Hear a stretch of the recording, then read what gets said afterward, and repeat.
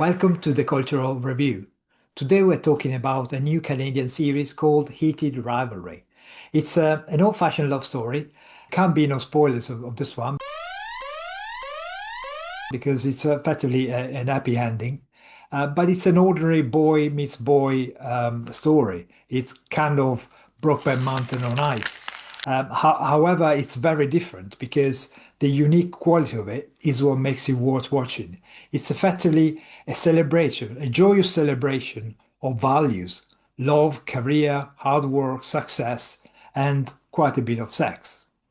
And it's been an unexpected hit for its broadcasters, Crave in Canada and HBO Max in America. And I think it's really taken off because it bucks the trend of misery and apology that you see in so many series. And it's certainly not got a political message. It's not trying to bludgeon you to death or fly the rainbow flag squarely in your face. This is a series that anyone can watch, frankly, because the essentials of the romance are there. It doesn't matter whether it's a boy or not. It's absolutely got all the essence of a really interesting romance and all the essence of a characters that you really want to care about and you want to see succeed. And as Marcus said, it's a celebration of success, and that in itself sets it against the trend.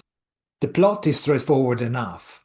Over a span of 10 years, we follow the career of two young ice hockey players who meet in their rookie years and then grow up to become top of the game, literally, in different teams. So they become arch rivals in the sport. But unbeknown to everybody else, they're also lovers. So we follow their careers, but also their romantic story. And the two main characters that form the core of the relationship are Ilya Rozanov, the Russian, and Shane Hollander from Canada. And it's quite interesting how that Russia-Western dynamic plays out differently to in many other series, but we'll get to that a bit later on. I think what one of the things we wanted to do in this review is talk about why this show has been successful and why we think it's banging in more ways than one. And one of the reasons is certainly how it was developed from the original set of books, the Game Changers novels by Rachel Reed. And I think it's reportedly very faithful to those novels. And that's certainly one of the reasons for its success. But there are many others, and we'll be covering all of those. Of course, you're watching this affair across a great number of years. And in order to do that, they do a lot of time-lapse sequences where you see a mixture of seasons and their life together, their life apart, in order to get a real sense of time passing, but things happening across time. And of course, the occasions when they can meet are sometimes months apart. But you may only have those a few minutes apart, but yet you've got the real sense of how long they've waited to be together. As the relationship progresses, you see how much more their feelings are coming into play.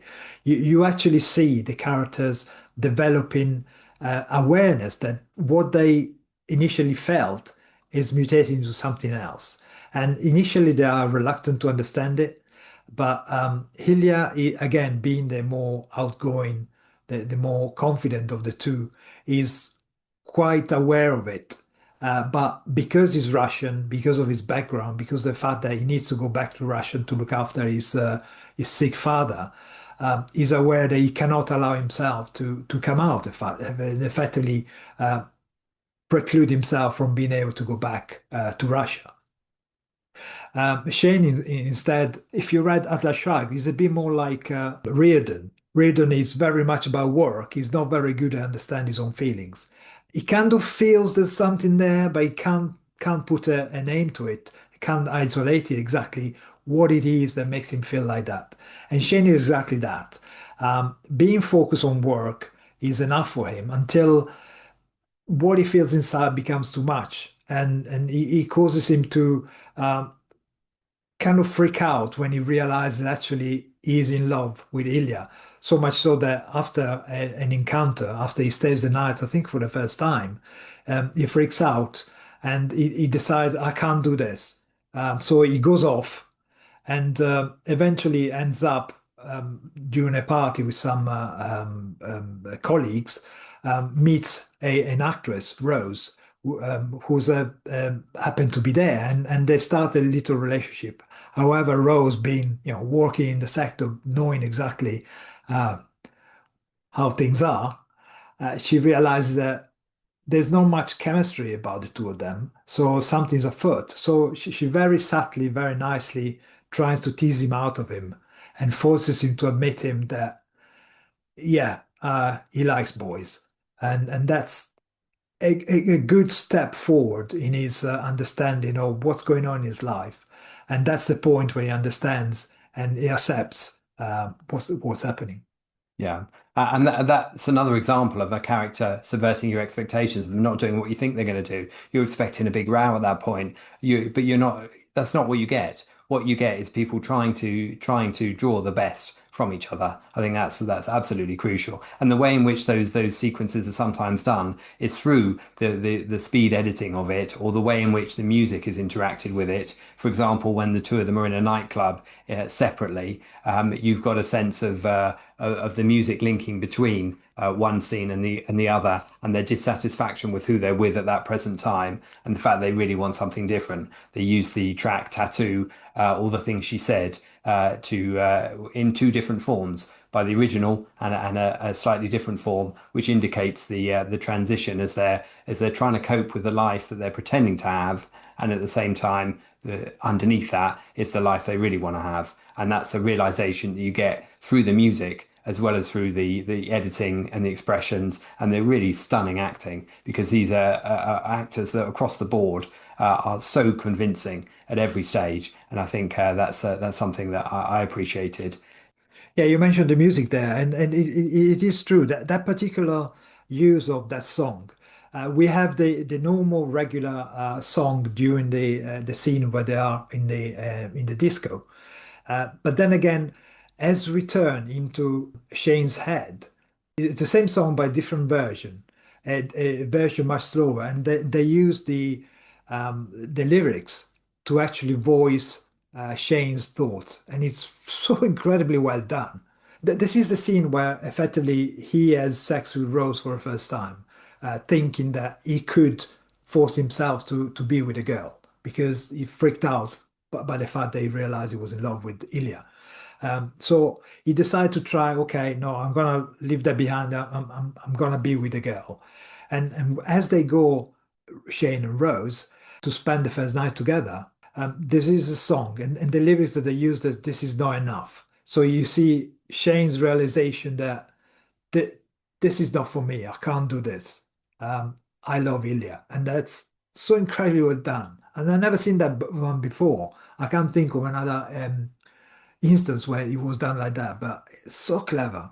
Yeah, I mean that's the way you get inside the character's head, isn't it? That's the way in which you move from it being a novel Yeah. to being a TV show, and yet you're retaining the internal voice that is necessary for you to really understand what a character's going through. Some of that's done through the glances, you know, the acting being as subtle as it is, and you can see what's in people's minds just by looking at them. But some of it is brought to the fore by the way in which the cinematography and the music's done, and is all part of the whole show being top draw. What I really like about the series is the fact that characters and plot are very well integrated. Every single character is really believable, and they tend to behave exactly the way that they should behave. They consistently with who they are and what they are.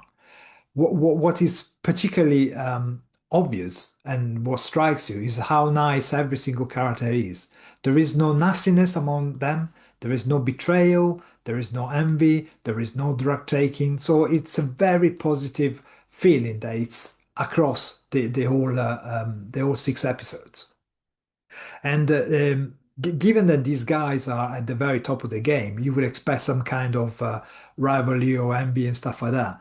But there is rivalry, but it's everything very professional, everything the way you would expect it. It's very fair, and it's nice to see how characters that should be in tension with each other are actually working so well with each other. Together with the fact that when we're talking about likable characters, we're also talking about things like the parents, for example. The parents of some characters are shown on screen, and once again, they are the really nice people who have to deal with different things at different times, but do it in the best way. The main tension from the two principal characters comes from the fact that Ilya and Shane want to keep their relationship private, away from the career world, and this causes a few problems along the way, sometimes quite funny.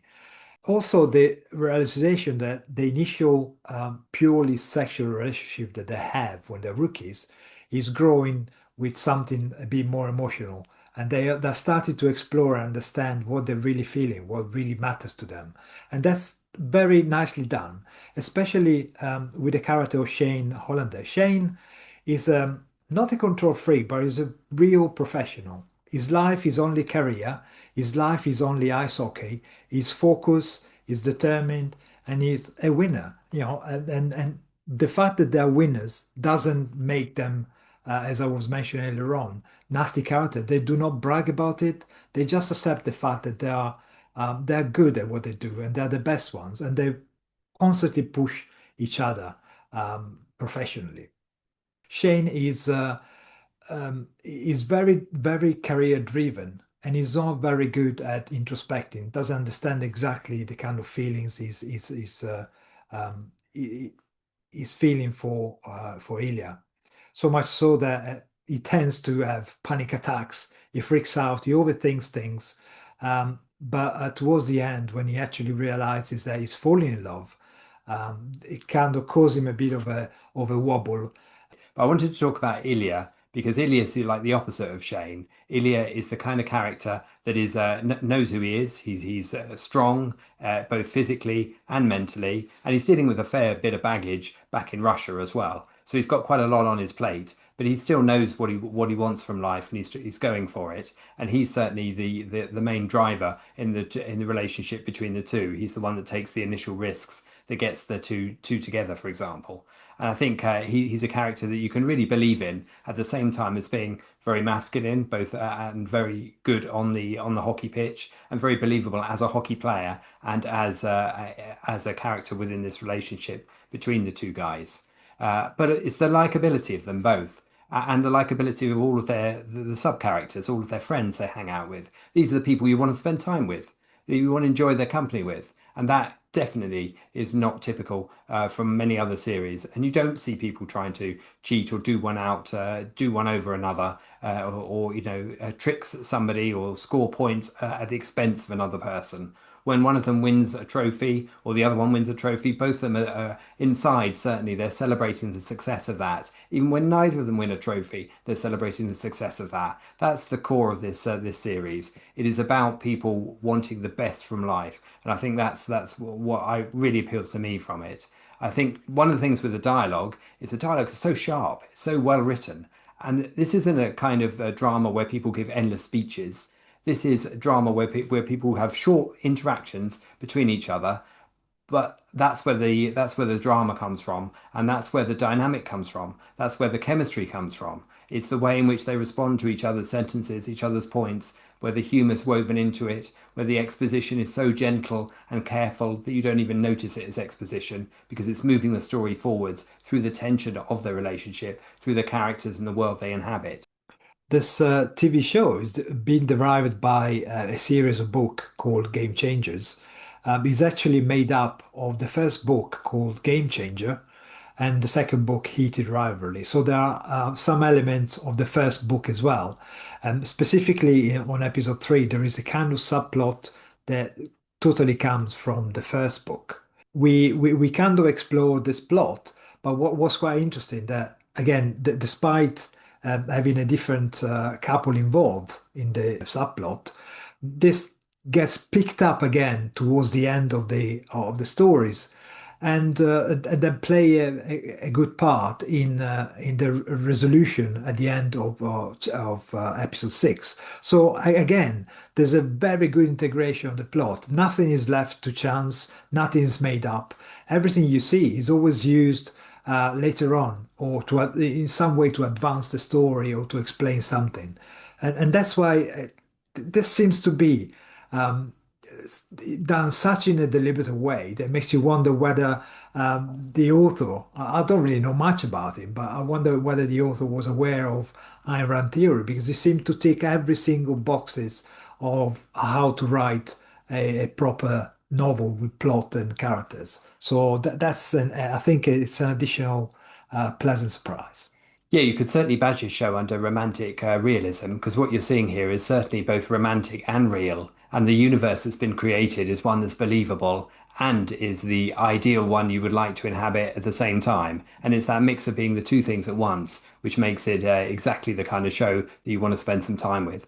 I think the subplot that we're talking about involves one of the another hockey player on one of the teams that's in the same tournament, and it's good to see a different take on a different career and a different stage in that career taking place. And of course, the relationship also focuses on a cross of divide in terms of the financial status of the two people involved. And I think that's an interesting take as well. It's not just about the very successful rich hockey players who deserve their wealth, deserve the fantastic homes that they live in, which we see much of, deserve the way in which they're using their success to further their lives, to make their environments better, and to buy the things that they value as well, and show what is a beautiful world to live in. That's certainly there. But within this subplot, there's also other humorous elements. There's like they tackle, for example, the trope of having a superstitious favorite sock, which you put on ahead of a match, for example, and that being woven into the story in a way that really works. So I think one of the things that is absolutely great about this is how constantly the show is subverting your expectations.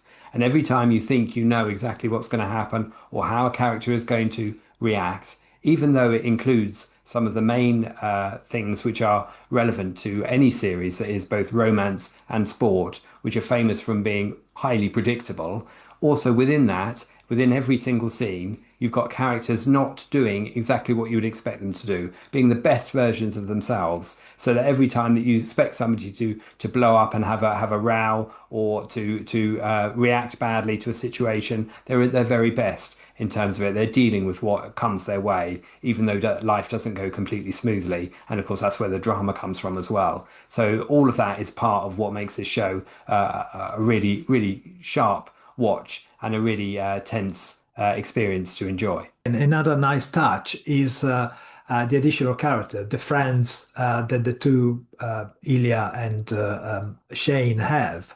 Of course, again, because they are professional hockey players, they do not have many friends. They haven't got much of a life outside sport, reflecting the fact that to be at the top, you have to put the whole of yourself into it. You have to, all your life has to be focused towards achieving the goal that you set yourself. And that is a beautiful little treatment of how life actually is and should be. But the few friends that they have are very, very nice friend, very supportive friend. Even though you see very little of these characters, they project the sort of benevolence that you see throughout the series. They they're supportive, but they're also tough. They're not afraid of telling them truth and speaking to them directly. It's a testament to how important every single value is presented in the show, and how every single value is treated exactly as a value should be treated. Like not put it on a pedestal like something that should be admired, but something to be enjoyed. And that's probably one of the biggest surprise when you actually watch this show. Ice hockey is incidental, to be honest, in the whole series. Could have been set anywhere else in any other universe. But again, it just appears like other professions appear in different series. Ice hockey, the rink is just the office where these two characters actually work. And it's quite interesting to see. There are a few series, a few scenes that are very, very amusing. For example, there's a scene where Helia, as the captain, is egging up his team. Come on, guys, let's go and win. And they leave the dressing room, and immediately after, cut to them coming back after the team has won. So we miss the whole match that you normally expect to see an endless amount of editing together to give you the impression of the match. This again backs all the expectation, and you have this interesting scene here, and I think it's nice little touch. Again, it's not about okay, but it's about the people. And yet the hockey is there to be competitive for them. It's the field in which they're competitive. So it's there just enough to get the real flavour of the fact that they are trying really hard to be the best at what they do, and to, obviously, within their relationship being a secret one, they're still trying to perform the best on the ice that they can possibly be, and that's really great to see as well. I think there's so much professionalism related to the wider sport as well, whether it comes to how they promote hockey within the different things they have to film, for example, for promoting a season's hockey in front of the cameras, and how the two of them have to do a performance for that, or even product placement, for example, how each of them advertise different products at certain points. And that is done professionally as well. They're proud to have sponsors prepared to sponsor them, and they're proud to wear the kind of sneakers that they need to wear, or that support the drinks or the perfume or the products that they're trying to promote.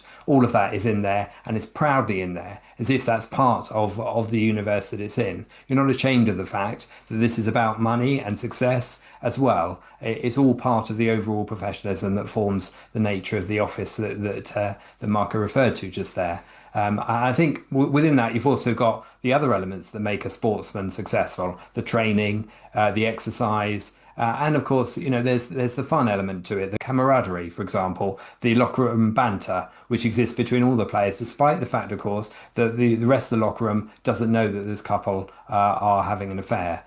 So, of course, that introduces some elements where the banter will become close to the mark. But of course, that's part of the real world that we're talking about, and part of the tension of them keeping their secret affair secret from the rest of the team. At least that's what we're experiencing as they experience it. Never quite sure when something might go wrong, but knowing that they're trying to cope with this dilemma that they have. Another uniqueness of the series is the way um, the two boys' relationship is framed. It's, if you like, it's a mundane, boring thing. There's nothing out of the ordinary. Just two people going to work, and when they can get together, especially when the teams play against each other, they hook up, and that's it's quite unique. Ilya, for example, tends to remark that Shane is very boring. Again, Shane is very focused on his career and doesn't have much of a life outside it. When he reveals, oh yeah, I bought this apartment, I also bought the one next door, and I'm getting another house built, showing what kind of focused person he is, because his earning is not used for domestic ways or wasted on stupid things. He actually buys properties, and Ilya takes the Mickey out of him by saying, "Oh, you're so boring. How did you become so boring?" And in a way, he's right. The character is boring, but it's what makes it realistic, what makes it closer to a real person who has that kind of career, and therefore doesn't have time for much more. Ilya himself is more outgoing, more confident, but in the end, we'll see that he's the one that admits for the first time that he loves the other guy. And we need to talk about the elephant in the room: sex. Because there's an awful lot of it in this show, that's for sure. But of course, it's a romance. And that's why the books were successful. That's why the series is successful. And certainly, what a big part of the reviews have focused on is that element of it, which is, celebrated within the show. And it's certainly something that is what's drawing the audience to it. But it's done in such a manner that it's part of the relationship of the characters. It's not given away freely. It is something that is celebrated as a part of a relationship, which is exactly the way that sex should be integrated into someone's life. I think what's interesting is so many gay series involve, people having sex in dirty places, for example, in bathroom floors, and here characters deliberately choose not to. In fact, when they might be about to, one of them makes the point that they don't want to do it in such a hideous place. They want to do it somewhere nice. And of course, that's where you move to a hotel room, a luxury hotel room, and the whole thing is much more sophisticated and much more enjoyable to watch, and for the two characters to perform, I think. And also the fact that the two characters do not go out for random sex, they don't sleep around. they are very much committed to each other, even though they see each other very rarely. They just meet during games days when the two teams play together. They still kind of stay monogamous to each other, which is again a theme that you don't see explored very often. And of course, again integrates with the kind of characters. They are self-confidence young people. Of course, they will go down the route of sex because they are young people, so that's what they do.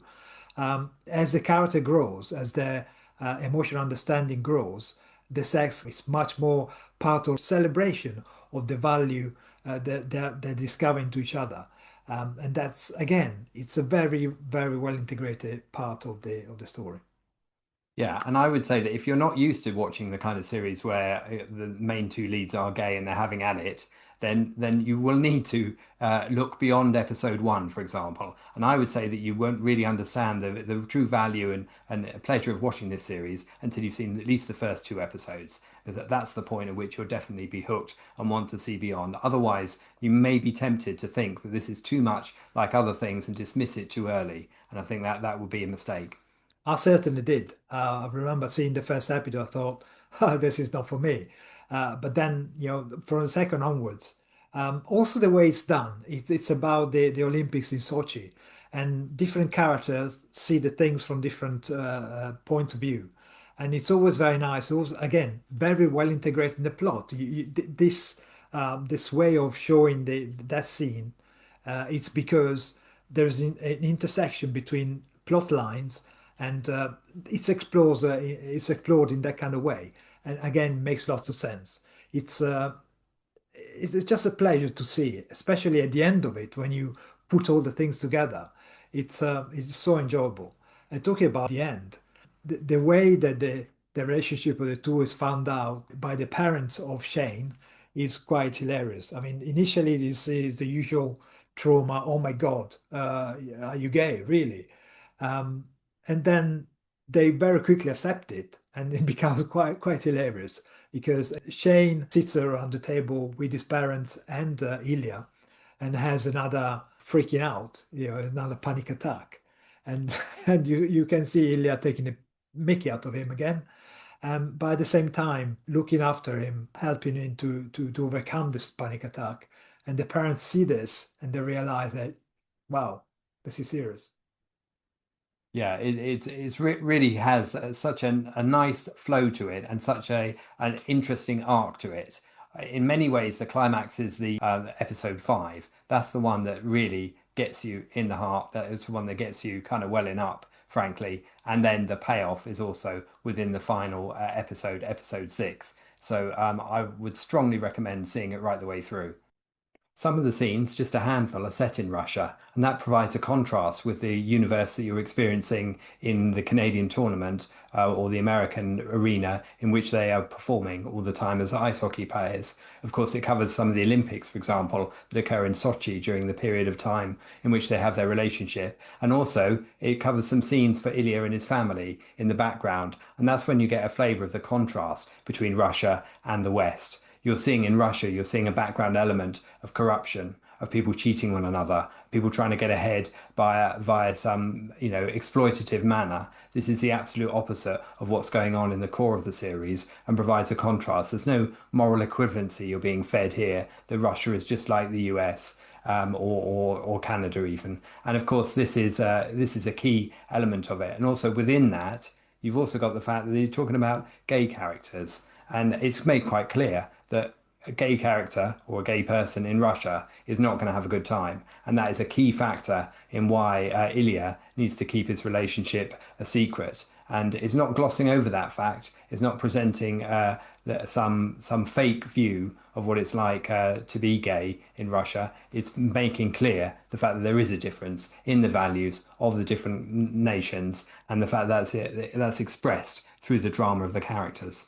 And now you mention actually, it's true. The only negative behavior from the characters come from, for example, Ilya's brother and his family in Russia. So again, I'm not sure this is a coincidence. I'm not sure whether the guy who wrote the series did it on purpose, but it's definitely Something new, a new take that we haven't seen before. The writer of the series is a Canadian called Jacob Tierney. I don't know exactly the background of him. We've done some research, but we can't really work out exactly from which angle he comes from. Again, because there are so many romantic elements, Ayn Rand style romantic elements in his writing, that makes me wonder whether either deliberately or it can't have possibly be random. I mean, you can't hit so many highlights so frequently. So there must be some sort of Unless it's just his sense of life that's bringing out to the very essence of the show, which is maybe it's the fact that his psychology and his philosophy, whether he knows it or not, is pulling out those kind of elements of value that we were talking about earlier. yeah, but the whole thing is way too consistent. I don't think you can do that randomly. I mean that's just crazy, and it literally this joy, this celebration that permeates the whole series,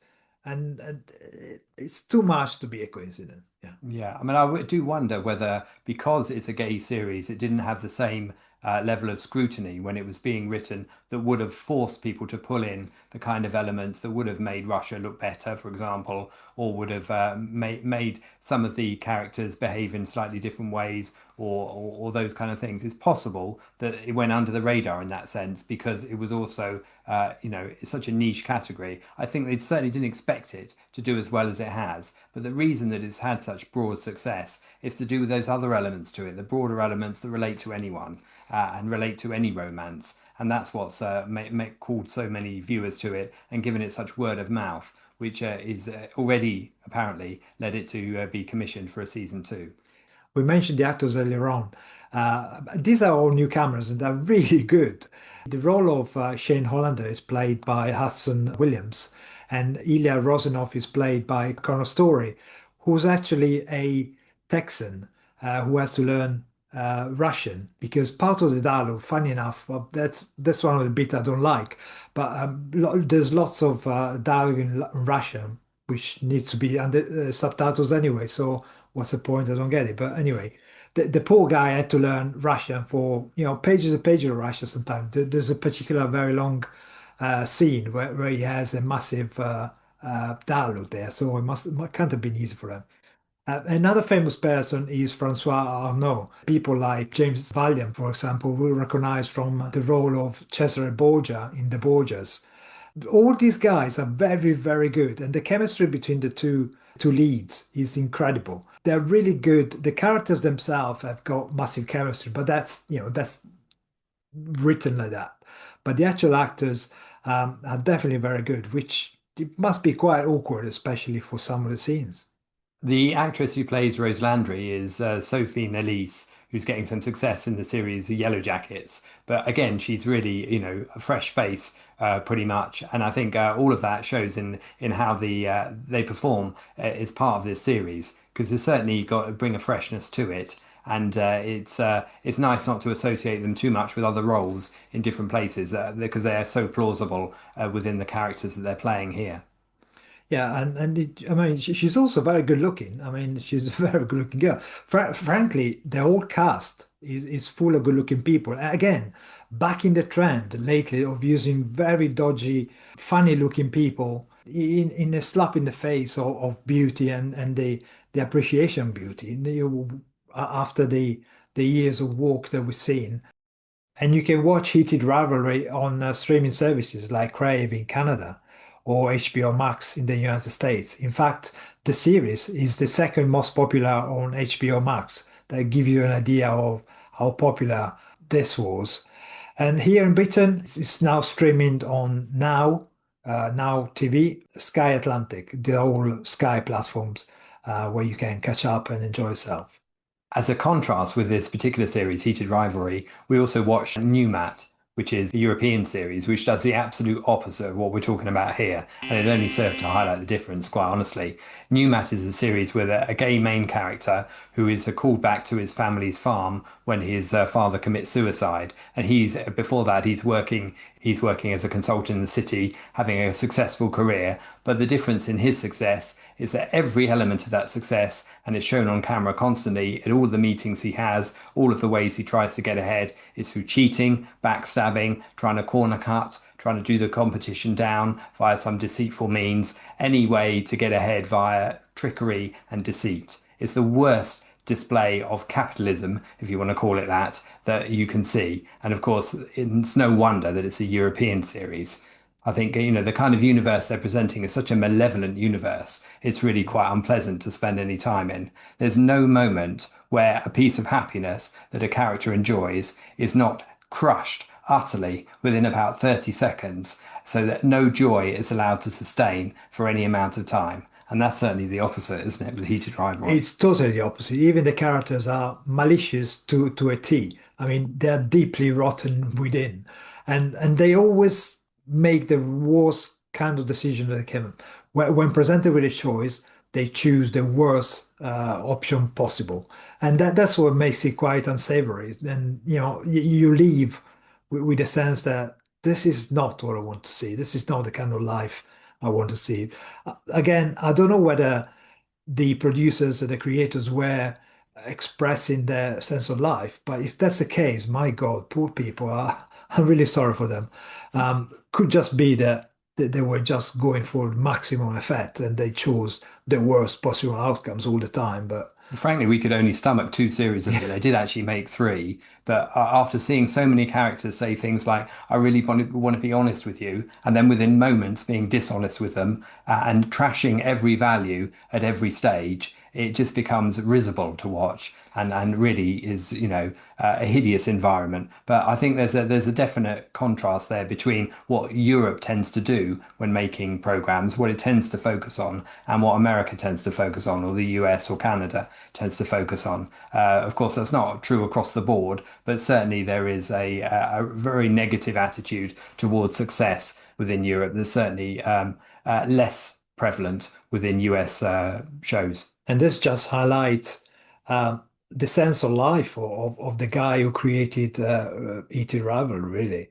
I mean, the kind of love of life you must have to come up with this plot and be consistently on top of it. It's a good surprise. It's good enough to make you watch this thing, even if you are uncomfortable with the sex scene or some of the themes. It's I mean, just if you get the chance to watch and you agree with us, leave a comment below. Tell us which bits were your favorite and whether you disagree with us. By the way, if you disagree with us, don't bother writing. We don't want to talk to you. We don't want to hear from you. Um, we've probably given you the idea we liked it. We think the world of it. Uh, I but I can't find negative things to say about it. I like to give you the sense that we've got a balanced view of anything we're reviewing here, and we're prepared to point out what's dislikable about it. But I think this one just is the rare thing that 10 out of 10. and hope you enjoy as much as we have. And see you soon. Thank you. Cheers.